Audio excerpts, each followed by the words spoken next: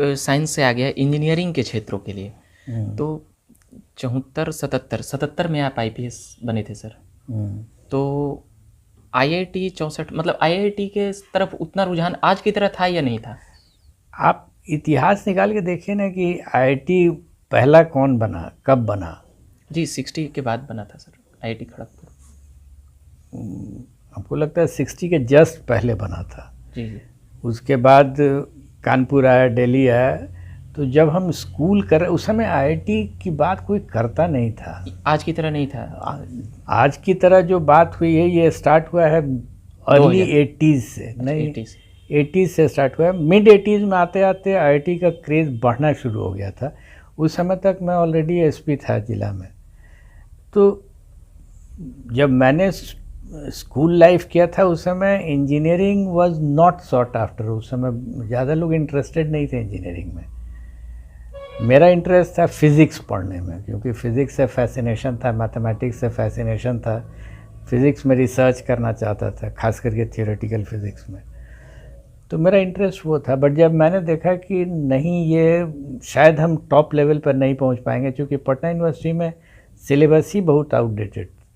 आपको मैं सुनाऊं, उस समय के जो हेड थे, शायद अब नहीं है वो, मैं उनसे गया था रिक्वेस्ट करने कि सर मैथमेटिकल फ़िज़िक्स को इंट्रोड्यूस कर दीजिए, हम पढ़ना चाहते हैं उसको।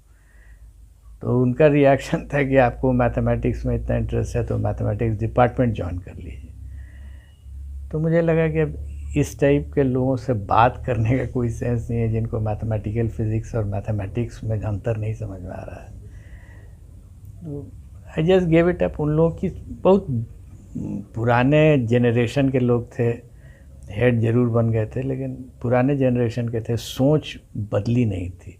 और दुनिया में सोच बदल चुकी थी। मैथमेटिकल फ़िज़िक्स थियोरेटिकली बहुत अच्छे लेवल की चीज़ हो गई थी। मैंने उसको पढ़ा था, मैंने अपने ही से पढ़ा उसको। अभ्यानंद सर, आप जिस प्रकार से अपनी रुचि की बात कर रहे हैं फिजिक्स को लेकर, अगर शायद उस वक्त अगर आप आईपीएस नहीं होते या I would have definitely been a student of theoretical physics. जी मेरा इंटरेस्ट वही था फिजिक्स। तो शायद मतलब विज्ञान के क्षेत्र में जाते तो एक नया शोधकर्ता अब भारत क्या होता नहीं पता है, लेकिन स्टूडेंट तो उसी का रहता। आज भी लगता है उसी का स्टूडेंट। हाँ, अगर मुझे चांस मिलता है, टाइम मिलता है, तो I prefer reading books on theoretical physics.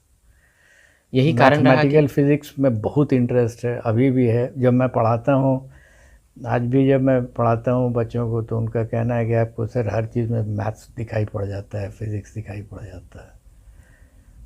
एक अब मैं बाकिया पर आना चाहूँगा कि अभ्यानंद सर जी शिक्षा जगत से भी जुड़े रहे हैं। सर सुपर 30 को लेकर मैं कुछ बातें करूँगा सर। सुपर 30 में कब से शुरुआत किए थे सर? 2000। प्रैक्टिकली सुपर 30 का जो नाम आया वो 2001-2 में आया था। 2001-2 में। लेकिन उसके पहले पढ़ाने की प्रक्रिया मैंने अपने बच्चों के साथ की थी। बेटी बेटा, बेटी 1 साल बड़ी थी बेटे से, और दोनों को क्लास 1-2 से ही मैं पढ़ाना शुरू किया था।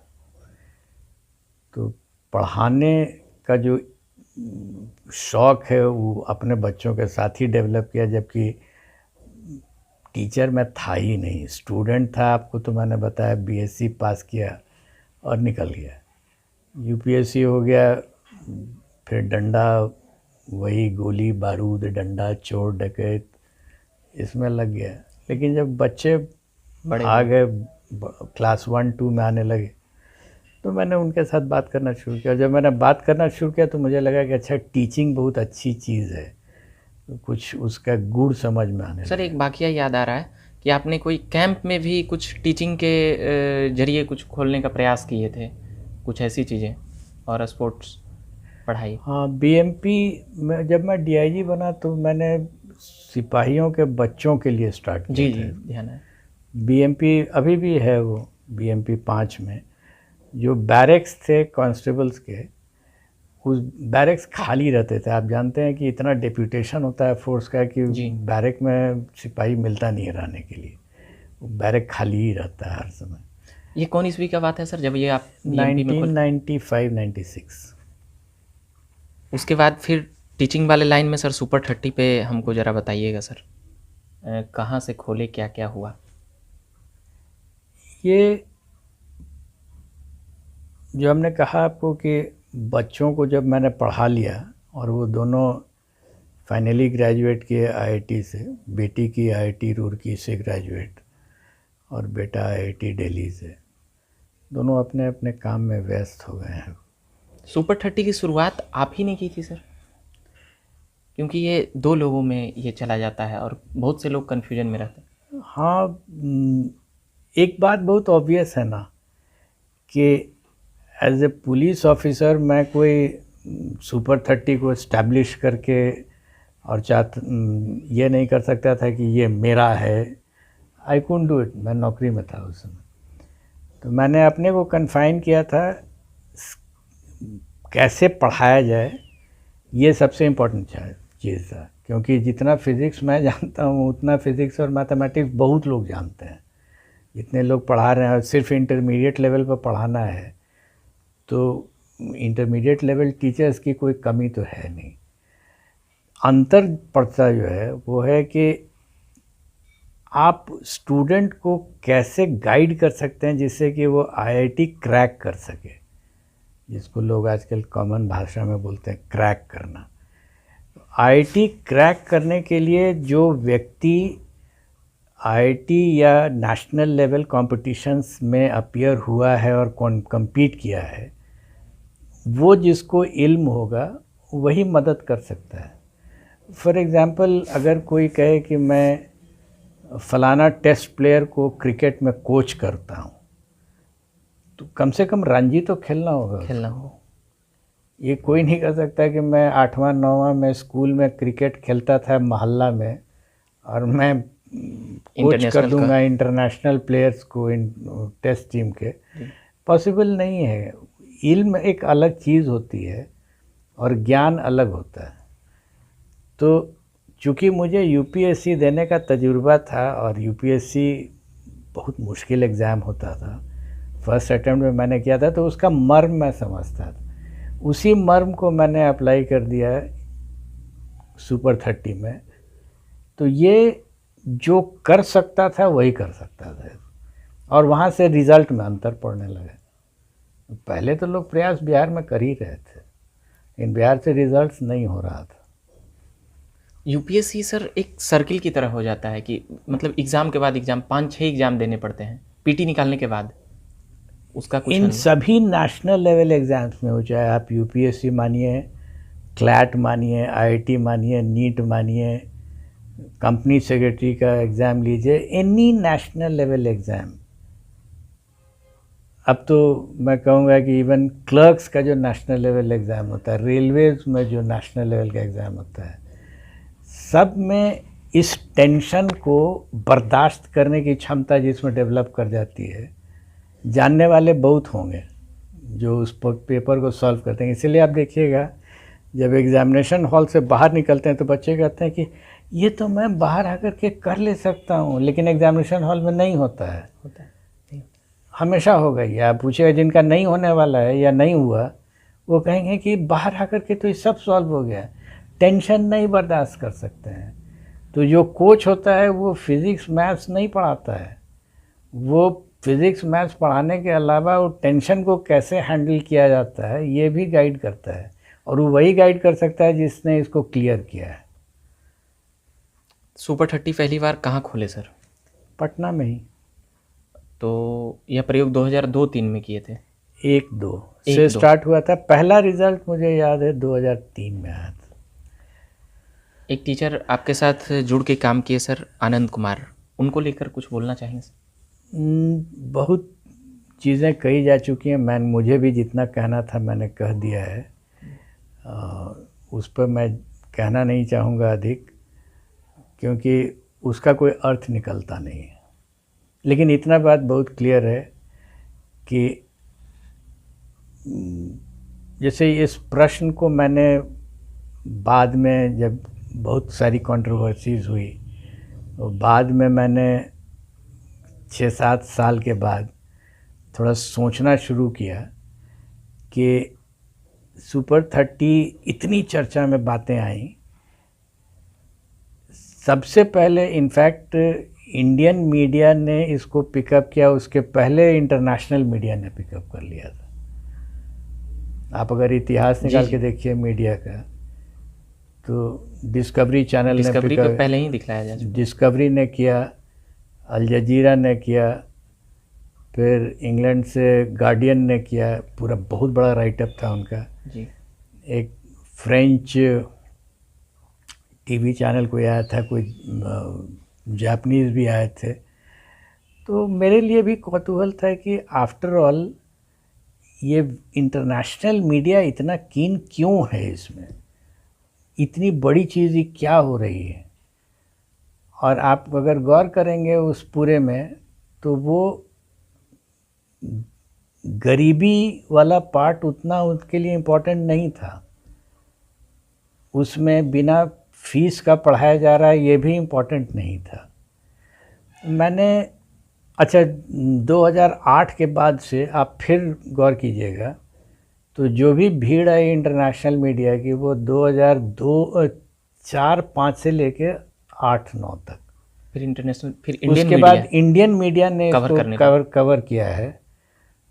और उसके बाद इंटरनेशनल मीडिया ने फॉलो अप किया है 6-7 साल के बाद, जो फॉलो अप रिपोर्ट्स होते हैं। जी जी। लेकिन इसके बाद 2008-9 के बाद से करीब 4-5-6 साल तक कोई कवरेज नहीं है इंटरनेशनल का। जो भी कवरेज है सब नेशनल मीडिया का है। तो इसको मैंने बहुत समझने की कोशिश की कि ये हुआ क्यों, ये फिनोमेनन क्यों हुआ। थोड़ा जर्नलिज़म की किताबों को निकाल के मैंने पढ़ा, जर्नलिज़म मैंने पढ़ा नहीं था जी जी। तो एक बहुत इंटरेस्टिंग कॉन्सेप्ट देखा उसमें मैंने, न्यूज़ होता क्या है, व्हाट इज़ न्यूज़। आप भी एज ए जर्नलिस्ट इंटरव्यू कर रहे हैं, व्हाट इज़ न्यूज़। तो जो डेफिनेशन दिखा हुआ था उसमें, जिस किताब को मैंने पढ़ा था, नाम हमको याद नहीं ऑथर का, उसमें था कि when a dog bytes a man it is not news. कुत्ता आए दिन रोड पे काट लेता है किसी को जी, but when a man bites a dog it becomes news. आदमी काट ले कुत्ता को तो नॉर्मली नहीं होता है। और तब मुझे समझ में आया कि इंटरनेशनल मीडिया क्यों इंटरेस्टेड थी इसमें। When a teacher teaches it is not news. Teacher का काम ही है, बिल्कुल। अगर हम कहें कि हम एक पुलिसमैन हैं, हमने पुलिसिंग की जी, तो ये बड़ी बात ये कोई न्यूज़ नहीं है। You get paid for it, you did your job. तो इसमें कौन बड़ी चीज़ हो रही है। मतलब आपके कहने का मतलब हुआ सर कि इंटरनेशनल मीडिया एक डिफरेंस चीज़ को पकड़ रही थी, जो उनके लिए इंडियन मीडिया नहीं पकड़ पा रही थी। वो था कि पुलिसमैन इज टीचिंग, और वे टॉप पुलिसमैन इज टीचिंग, ये उस समय के लिए न्यूज़ था। परहैप्स उनको इंटरनेशनली ये इनफैक्ट ये फैक्ट नहीं मिल रहा था कहीं। बिल्कुल। एक टॉप मैन, टॉप कॉप पढ़ा रहा हो। इंसिडेंटली मैं पढ़ा रहा था गरीब बच्चों को, अगर मैं अमीर भी बच्चों को पढ़ाता रहता तो शायद वो भी न्यूज़ हो जाता। लेकिन मेरा इंटरेस्ट गरीब अमीर बच्चों को पढ़ाने में नहीं था। तो तब मुझे लगा कि अच्छा ये न्यूज़ है कि एक टॉप कॉप अपना काम छोड़ के नहीं कहूँगा, अपना काम करते करते भी पढ़ा रहा है, और भी फिज़िक्स और maths at a good level. तो ये न्यूज़ था उनके लिए। और जैसे ही उनको लगा कि नहीं ये तो he has left, he has quit, आप उसके मेरा उनको छोड़ना और इंटरनेशनल मीडिया का आना बंद हो जाना, ये ऑलमोस्ट साइमल्टेनियसली हुआ है। जी, आपका कहने का मतलब हुआ सर कि आपने जब छोड़ा तो इंटरनेशनल मीडिया ने भी दूरी बना ली।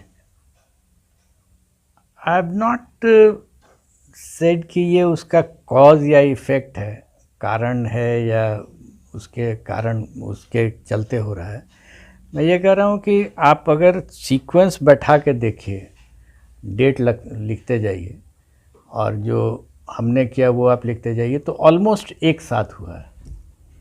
मैंने छोड़ा और उसके बाद से अभी 2-3 साल या 4 साल पहले अल जजीरा आया था फॉलो अप करने के लिए, इसलिए उसने हमसे भी कांटेक्ट किया था। उसके बाद फिर अगर आया रहता तो फिर दिखता कहीं ना कहीं, तो सोशल मीडिया या मीडिया में कहीं ना कहीं दिखता हो। सर नेशनल मीडिया ने जरूर किया कवर 10 के समय, 10 के बाद 9-10 ऑलमोस्ट साइमल, जैसे इंटरनेशनल मीडिया विड्रॉ किया, नेशनल मीडिया आपने कौन ईस्वी में दूरी बनाई थी सर उस वक्त? 7-8। क्या लगा उस वक्त? क्या लगा मतलब क्या लगा कि अब दूरी बना लेना चाहिए? रीज़न था बहुत सिंपल। हमने कहा ना कि मैं गरीब बच्चों में इंटरेस्टेड था, इससे फंडिंग मेरा इंटरेस्ट नहीं था। मेरे पढ़ाने का एक शौक़ था और ये था कि गरीब बच्चों को कुछ फ़ायदा हो जाएगा। हुआ ये कि जो दूसरे सज्जन थे उनका इंटरेस्ट हो गया था कि इसके थ्रू हम मेरा जो he was a teacher basically, और उनका पूरा दारोमदार लाइफ का उसी टीचिंग पर डिपेंड करता था। That was his profession. मेरे लिए वो प्रोफेशन नहीं था। मतलब कि वो बिजनेस करना चाहते थे या पैसा? मैं बिजनेस वर्ड नहीं यूज़ करूँगा, प्रोफेशन है। आप अगर टीचर हैं, मान लीजिए हम कोचिंग कर रहे हैं और हम उससे अर्न करते हैं, तो मेरा पूरा परिवार उस पर चलता है, तो ये आपका प्रोफेशन है। बिना उसके आपकी आमदनी होनी चाहिए ना। तो मुझे ये जब लगने लगा कि नहीं, ये और मेरे लिए पैशन था, हमको उससे पैसा लेने की हमको ज़रूरत ही नहीं। पर ऐसा लगता है सर कि सुपर 30 का क्रेडिट आपसे बजाय ज़्यादा उनको मिल गया। I have no comments to offer. इसमें ये बहुत लोग इसको हमारे से बार कहते हैं कि क्रेडिट ले लिया गया। जो फैक्ट है वो फैक्ट है जी। अब क्रेडिट आप क्या लीजिएगा नहीं लीजिएगा, हमको उससे ना तो डिसक्रेडिट चाहिए ना क्रेडिट चाहिए। मेरा वो पैशन था। इंसिडेंटली वो पैशन एक्सप्लोड किया बहुत तेज़ी से, इंटरनेशनल मीडिया के कारण किया। अगर इंटरनेशनल मीडिया इतना जोर से नहीं दिखाता तो मुझे नहीं लगता है कि नेशनल मीडिया वाले भी इंटरेस्टेड होते हैं, और ना ही फिल्में बनती। सर ये इसके बाद आपने कब शुरू किया सर? 2015? नहीं, शुरू तो 2008-9 में ही रहमानी 30, इसके तुरंत बाद आया मगध सुपर 30 आ गया जी। और उसके बाद तो बहुत सारे खुले। अभी भी सुपर 100 भी आपका था सर?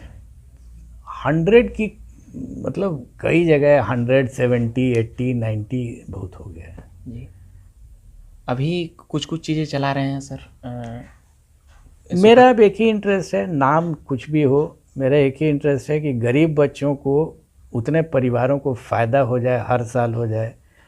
जैसे पिछले साल 395-96 बच्चों का एडमिशन हुआ आईआईटी में, और सब एवरेज लोग थे। एवरेज मतलब इकोनॉमिकली एवरेज। उतने परिवार का तो फ़ायदा हुआ। बिल्कुल सर। सर एक सवाल लगता है कि एक जगह छपा था, एक जगह पढ़ा हूँ कि केवल एक जाति को लेकर वो सुपर 30 काम करेगी। ये तो डेटा की चीज़ है ना जी। आप डेटा निकालिए, देखिए,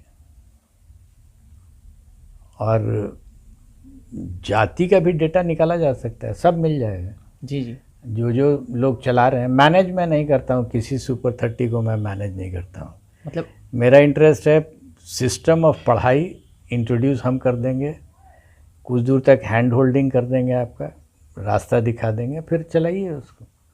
और उनसे आप पूछिए कि आपके यहाँ कौन कौन बच्चे हैं, किस किस जाति के हैं, उनका घर द्वार, मोबाइल नंबर, माँ बाप, मामा फूफा, सबका एड्रेस ले लीजिए, बात कीजिए जाके। आपकी तरफ से तो ऐसा नहीं किया जाता है ना सर? नहीं, मेरी तरफ से नहीं। आपकी तरफ से